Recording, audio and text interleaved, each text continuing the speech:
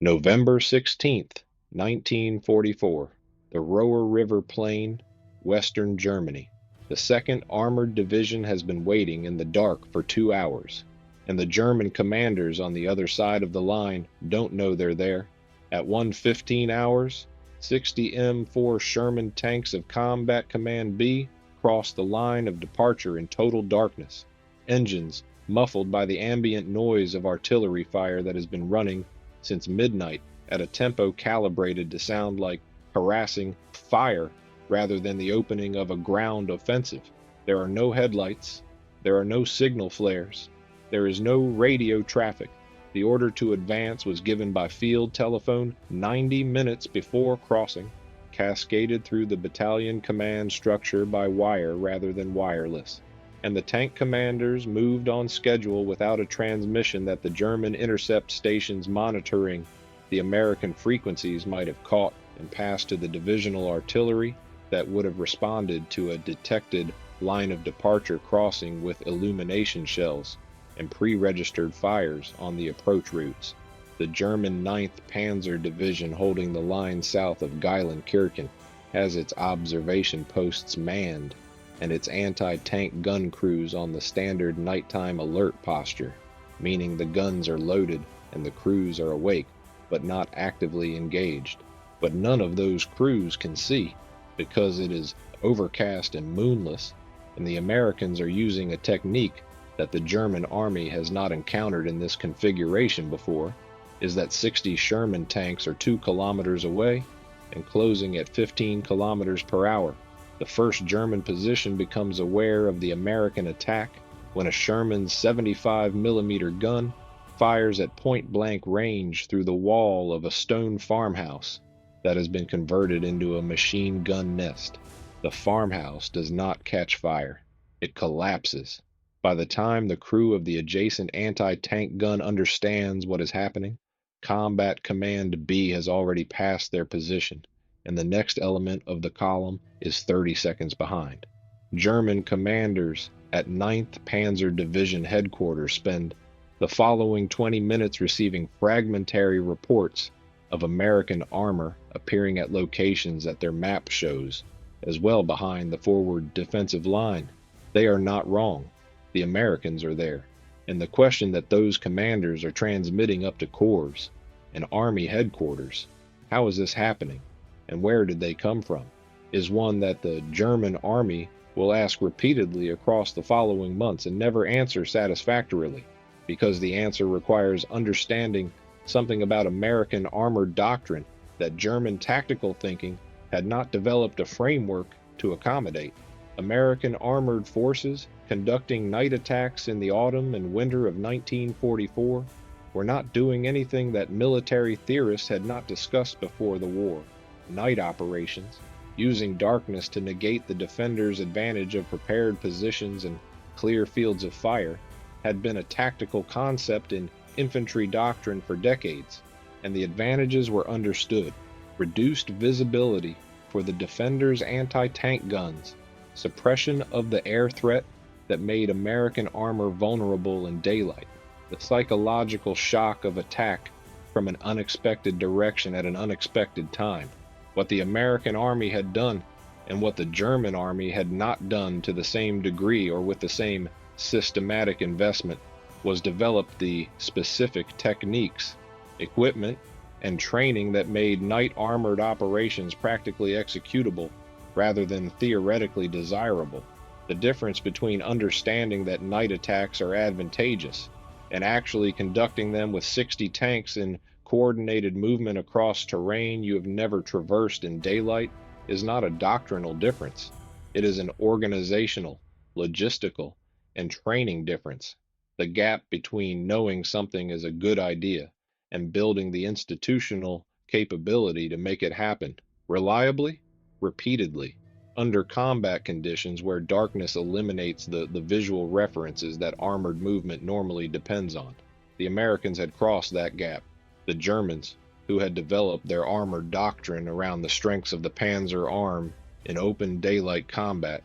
range, optics, the superior visibility of German tank commanders using their larger cupolas, had not prioritized night combat in the same way, and in the autumn of 1944, on a German-held line that was being compressed from the west by an American army that had developed a capability the German army had not, that gap was about to become a systematic tactical advantage. To understand how the American army built this capability, you have to go back to the summer of 1944 and the specific problem that American armored forces encountered in the Norman Bocage. The Bocage, the hedgerow country of northwestern France, with its enclosed fields and sunken roads and undetectable infantry anti-tank teams, had demonstrated in June and July of 1944 that the M4 Sherman's advantages in numbers,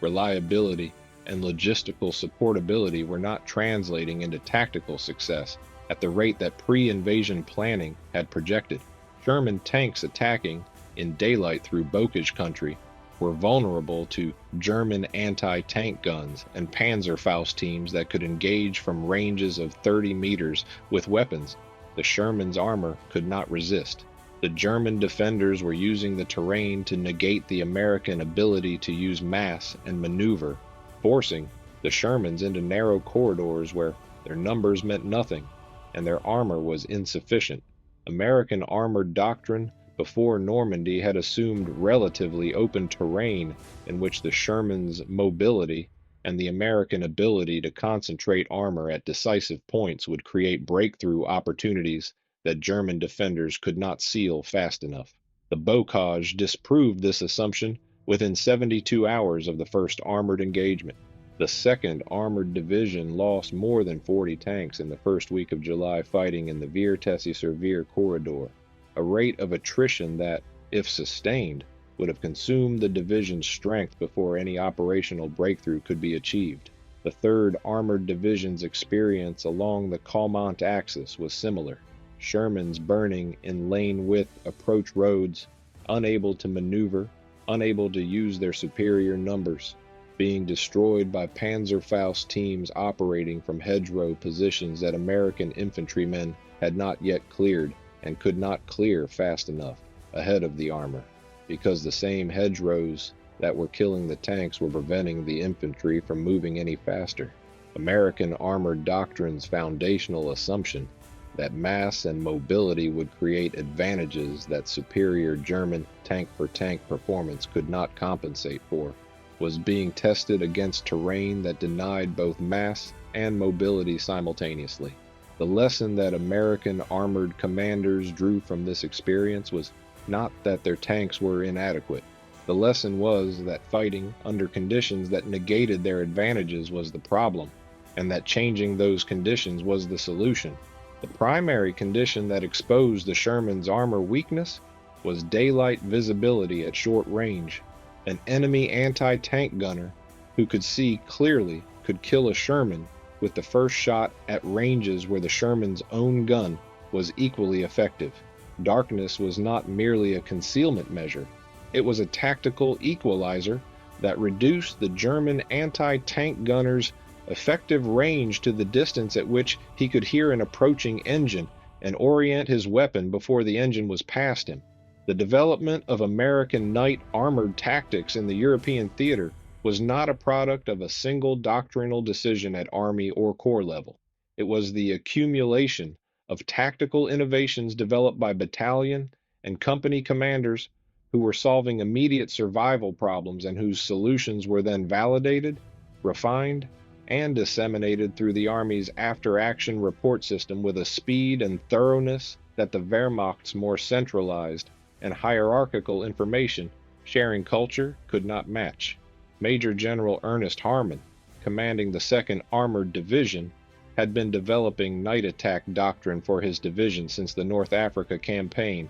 in 1943, where night movement had been used to evade Axis air power and approach German defensive positions under conditions that reduced the effectiveness of the German anti-tank screen. By the time the 2nd Armored reached Germany in the autumn of 1944, Harmon had refined a night attack procedure that specified everything from the intervals between vehicles in the column to the signals used to halt and resume movement in the absence of radio communication, from the way scouts on foot marked the edges of passable routes ahead of the tanks to the method by which tank commanders navigated using compass headings and elapsed time rather than visual landmarks. A tank commander in a night attack used a technique borrowed from infantry night movement. He chose a compass bearing to his objective before moving, noted the time of departure and his vehicle's speed, and calculated at regular intervals how far he had traveled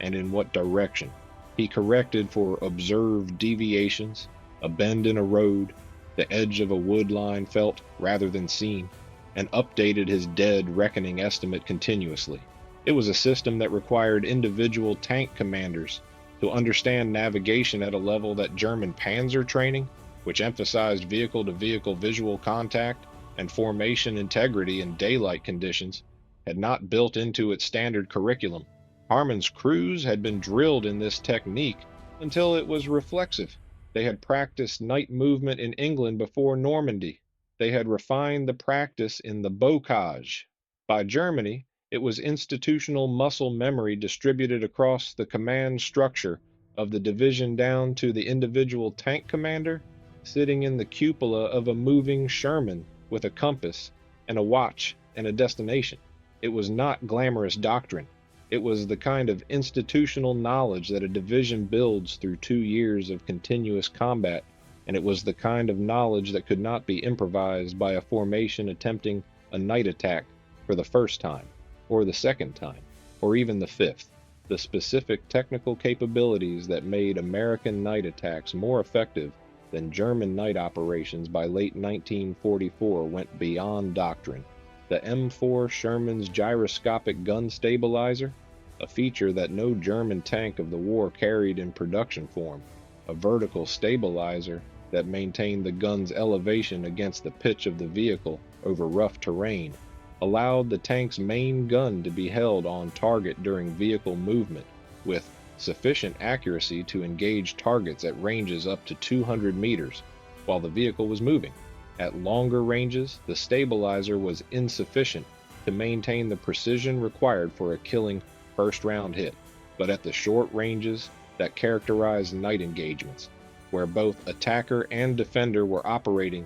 at the edge of their ability to identify and engage targets, 200 meters was the relevant engagement distance. A Sherman moving at 15 kilometers per hour that encountered a German defensive position could fire its first round before decelerating to a stop, producing a faster time to first round that, in the darkness of a night engagement, was the difference between the German crew identifying and engaging the Sherman and the Sherman identifying and engaging the German crew first. German tank commanders who encountered American armor at night and survived the encounter consistently reported in their post-engagement statements that the American tanks appeared to fire while still moving, a capability that German panzer training explicitly taught was not achievable at combat accuracy because German tanks did not have stabilizers and the training assumption was correct for the German vehicle type. The capability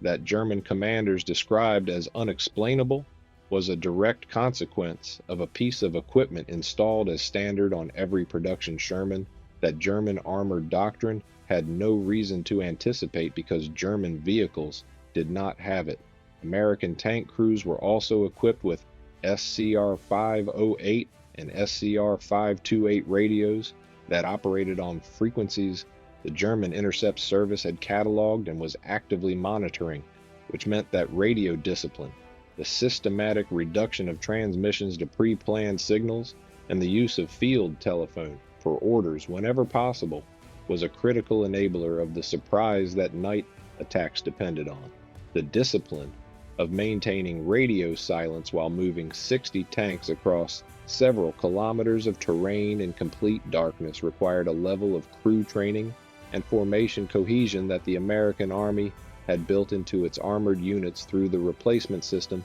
and unit training cycles that maintained a base of experienced personnel, even as combat losses rotated men through the division. The 2nd Armored Division in November 1944 had sergeants and lieutenants who had been with the division since North Africa. Their experience was the invisible infrastructure that made the doctrine executable. November 16th to November 18th, 1944. Operation Queen, the American First Army's offensive to reach the Roer River, provides the context for the 2nd Armored Division's night attack at Geilenkirchen that demonstrates the full integration of these capabilities. The 9th Panzer Division has been positioned in depth along the Roer Plain with anti-tank guns covering the main approach routes that American armor would logically use in a daylight advance. Combat Command B's night attack on November 16th does not use those approach routes. It uses a secondary road that German defensive planning has assessed as impassable for armor, not because the road itself is inadequate, but because American reconnaissance has confirmed its surface condition, and route engineers have been working since midnight to fill 2 soft sections with pierced steel plank that American combat engineers carry specifically for this purpose. By the time Combat Command B reaches the German forward line, it has already bypassed the primary anti-tank gun positions. Those guns are facing the expected American axis. They cannot be traversed quickly enough to engage a column that has appeared behind them. The engagement that follows is not a tank battle, it is a pursuit. Combat Command B clearing German positions from the rear with a speed and violence that the defenders, who have been oriented to meet an attack from the west and are now being hit from the east, cannot organize a coherent response to in the dark. By dawn on November 17th, Combat Command B has penetrated 5 kilometers beyond the German forward defensive line and is holding ground that the 9th Panzer Division's regimental commanders are still trying to account for on their maps. The near failure that tests the entire operation comes at 0340 hours on November 17th, when Combat Command B's lead element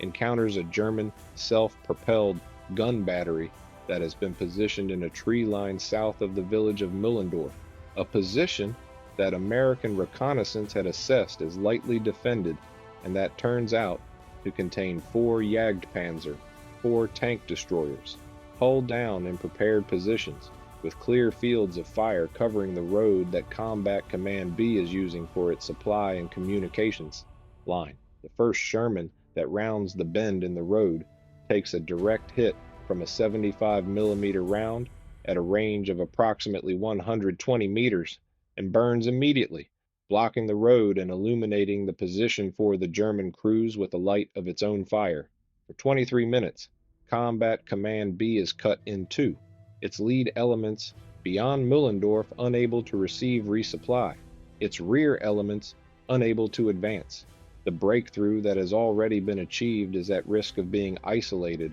and destroyed before daylight can bring American air support. The response comes from Captain Robert Swan, commanding Baker Company of the 2nd Armored's 66th Armored Regiment, who takes 4 Shermans off the road into the plowed field south of the tree line, moves through the field in darkness using compass bearing without visual reference, reaches a position 90 degrees from the German tank destroyer's frontal arc, and engages them in a 15-minute fight that destroys 3 of the 4 Jagdpanzer IVs and forces the 4th to withdraw. Swan loses 1 Sherman in the engagement. The road is cleared. The supply line is restored. Combat Command B continues its advance. Dawn reveals a penetration that the 9th Panzer Division's commander, General Harold von Elverfeldt, characterizes in his morning report as inexplicable by the defensive dispositions he has in place, because his dispositions are designed for a daylight attack along known routes, and what he has received is a night attack along a route his planning considered impassable, executed by a force that navigated without visual reference, maintained radio silence, and fought a successful engagement in a plowed field at 4 in the morning without losing cohesion. The 2nd Armored Division's night attack at Geilenkirchen is not unique in the autumn of 1944. It is one of a series of night armored operations conducted across the American sector of the Western Front that collectively establish a pattern German tactical commanders consistently identify in their after-action assessments, but cannot develop adequate counters to within the operational timelines available. The 3rd Armored Division under Major General Maurice Rose conducts multiple night advances in the Aachen sector during the same period, using techniques developed independently but converging on the same core principles: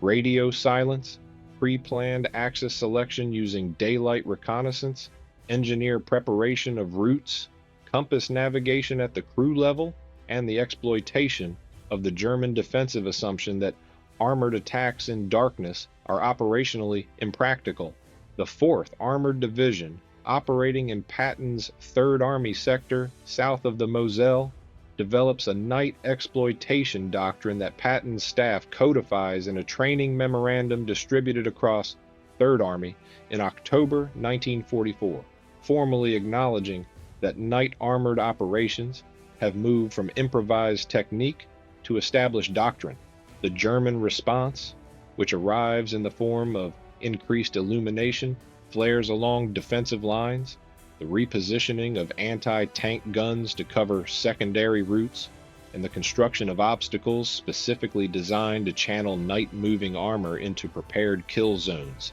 is effective in degrading specific night operations, and never effective in denying the Americans the overall advantage that night capability provides. The fundamental asymmetry is this: the American solution to German night countermeasures is to change routes, and the American ability to assess and prepare new routes before each attack is faster than the German ability to identify and cover those routes with anti-tank defenses. Route preparation, the engineer work that fills soft spots with pierced steel plank, confirms bridge load classifications, marks route edges for tank commanders who cannot see them in darkness, can be completed in 6 to 8 hours once a reconnaissance has identified a viable approach. Repositioning German anti-tank gun batteries to cover a new route takes comparable time and exposes the repositioning movement to the American artillery fire that is active throughout the night.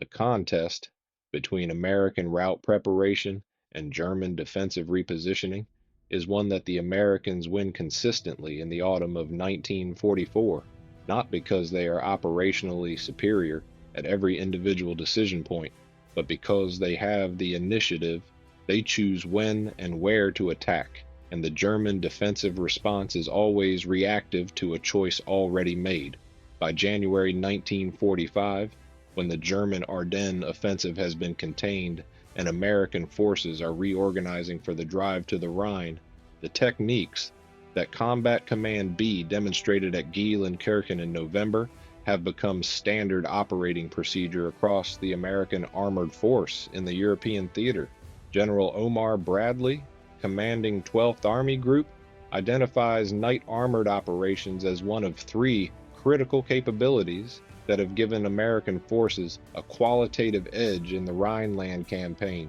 alongside superior artillery coordination and the ability to sustain armored advances logistically at a tempo German supply systems cannot match. The German Army, by contrast, has never fully integrated night armored doctrine at the unit level. The preference for daylight combat that German armored doctrine reflects a preference built into the design of vehicles with superior optics, into the training of tank commanders who were taught to use those optics and the long-range engagement advantages they provided,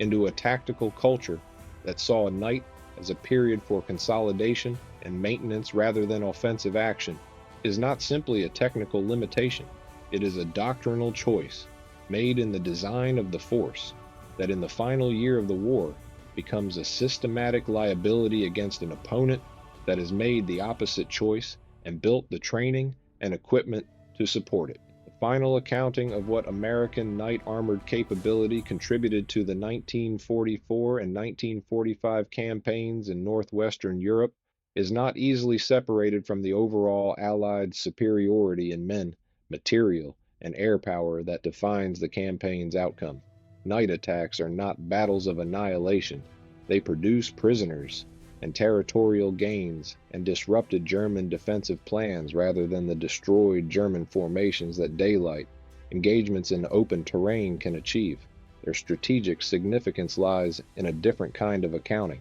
the hours and days of German defensive planning that they render obsolete, the reserves that German commanders cannot position for morning counterattacks because the morning finds them already behind the American line, the cumulative exhaustion of German defensive formations that are being engaged at times and from directions their training and equipment did not prepare them to handle. A German panzer commander managing his tank company's maintenance cycle and defensive positioning in November 1944 is already dealing with fuel shortages, replacement part shortages, and a manpower crisis that means his crews are less like experienced than the men they are fighting. Adding a night threat that his optics cannot see and his defensive plan has not accounted for is not a small additional burden. It is a compounding pressure on a system that is already at its capacity, and the men who created that pressure, the tank commanders and scouts and engineers who navigated plowed fields by compass at 4 in the morning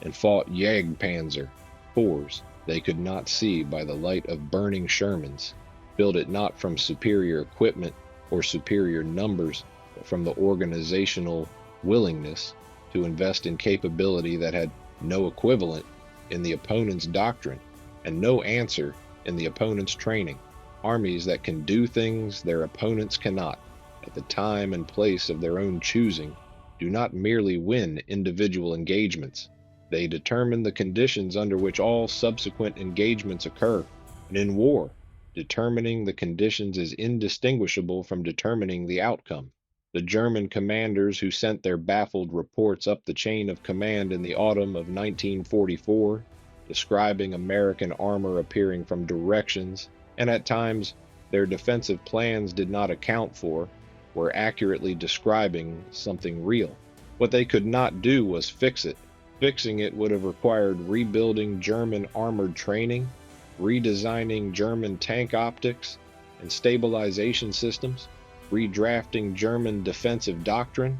and doing all of it while fighting a war on two fronts with diminishing resources and no margin for the kind of institutional learning that the Americans had been conducting for 2 years at great cost. The Americans had paid that cost in burning Shermans in the Norman Bocage and on the road to Aachen. What they had bought with it was a capability that arrived in Germany in November 1944 at the worst possible time for the men trying to stop it.